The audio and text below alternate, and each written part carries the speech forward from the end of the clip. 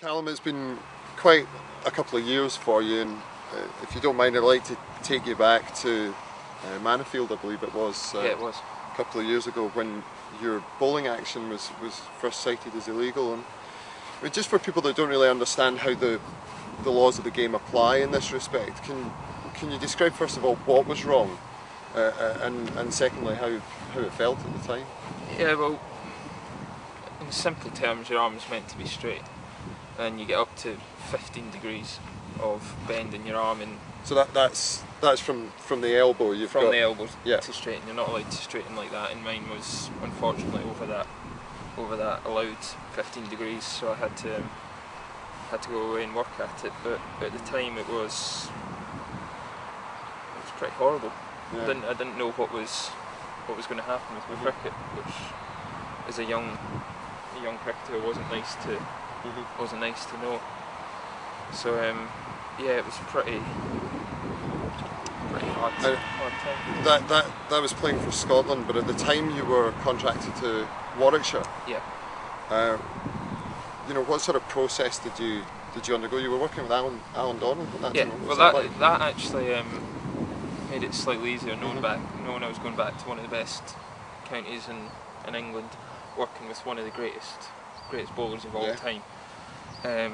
So it was a great 4 months just solidly working with him day in, day out. Learned a lot about cricket, which will help me in the long term, because having 4 months day to day, one-on-one with Alan Donald was going to help me. And what sort of processes did you go through? I mean, did he completely deconstruct your action and reconstruct it? Yeah, did it work? I've gone through a couple of different reconstructions trying to completely find the one that works for me, but in all we went right back to basics, because we looked at the action and we decided it wasn't just the arm that needed working on. It was everything from the run up right to how I gather, right to how I deliver the ball. So we just said, okay, let's just start with a blank canvas and just restart, just go from the basics again. Was it? I mean, that must have been a difficult experience. I mean, were there points within that where you lost faith that you couldn't see the light at the end of the tunnel? Yeah, there was. There was plenty of times, because it was pretty hard time, because a lot of it I had to do on my own. I had to go and I had to be in training before people, I had to be in training after people, just doing the same thing day after day for hours on end, just on my own. So it was, and sometimes seeing no real progress. But like I said, it gave me on the other hand, it gave me a chance to work on other things as well. It gave me a chance to watch a lot of cricket, work on my batting, work on my fielding, which I was pleased with. So yeah, it was some hard times, but hopefully getting through it.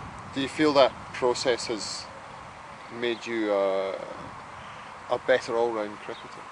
Oh, without a doubt, it's made me a better all-round cricketer, because like I said, I've been able to work on my batting, and I know I'm still working on my bowling. And my bowling personally isn't quite where I want it to be, but I know if I'm able to get it to where it was again, then it'll be a much more all-round package. What do you think's missing at the moment? Just a bit of consistency in it. And probably still a little bit of trust in it.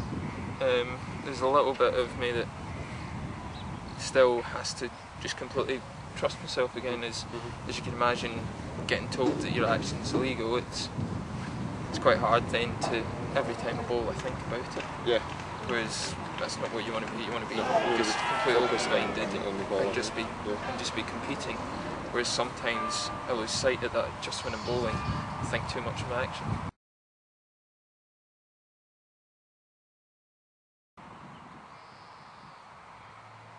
You talked about the other aspects of your game there, and you're sort of refashioning yourself as an all-rounder for Scotland. How's the batting been coming on?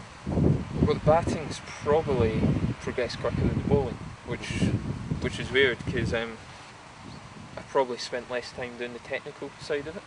I spent a lot of time watching a lot of cricket, watching in particular Jonathan Trott, watching how he went about scoring his runs, because I was always able to play the shots when I was younger, but I never really had the discipline to bat for long periods of time, and just watching the way he went through all his routines, watching the way he scored runs day in, day out, really taught me something. And then talking with like Sebastian Giles and Alan Donald, day in, like you said earlier on, just day in, day out, I was able just to learn just through watching, which was really good, because now like you say, I've been able to refashion myself, and I'm probably in the side as a batter at the moment, knowing that if my bowling comes back, then it'll be a good package. Full package. Yeah, which is quite exciting. Was that one of the benefits of being at a club, a county club like Warwickshire at the time,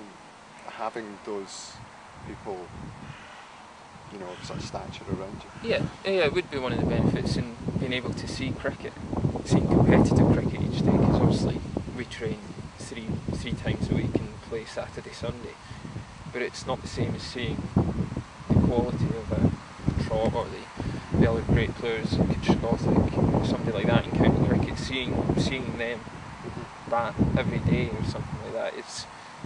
You learn just through watching. They're asking little questions to them, and I think there's a lot to be learned from that. Was it a setback when you were finally released by Warwickshire, or was it something that you had expected?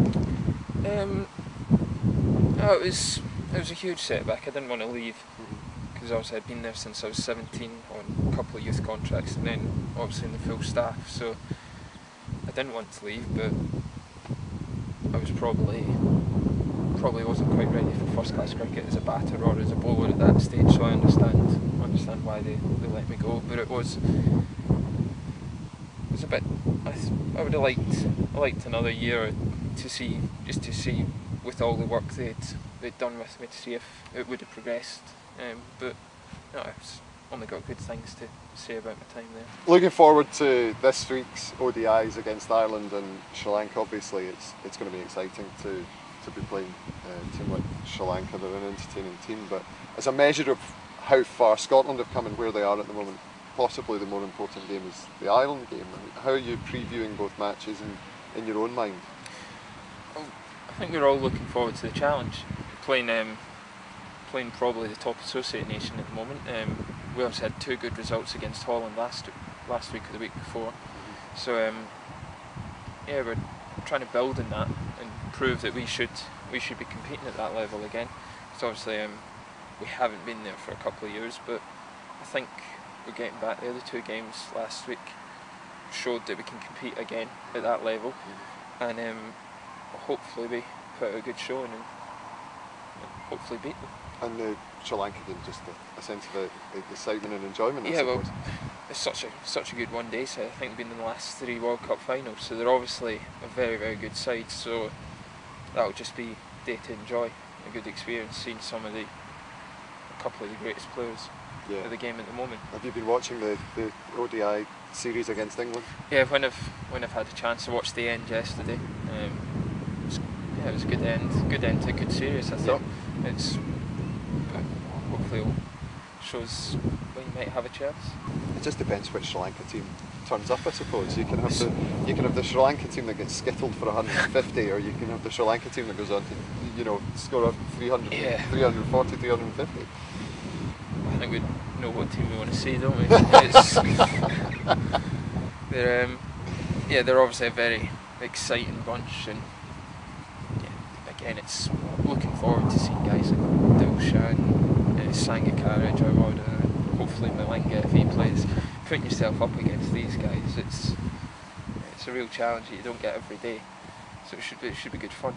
After those 2 wins against the Netherlands, which you talked about, confidence and team spirit must be particularly high going into these 2 games. I mean, what's the mood in the camp? It's a very jovial squad. There's a few practical jokers and a few supposed funny guys in the team, which always keeps the mood light. And after two good wins, it's mad as ever. So everybody's looking forward to it and quite pumped up about them. Who are the funny people, and who are the people who just think they're funny? I can't tell you that. Good luck this week. Thank you.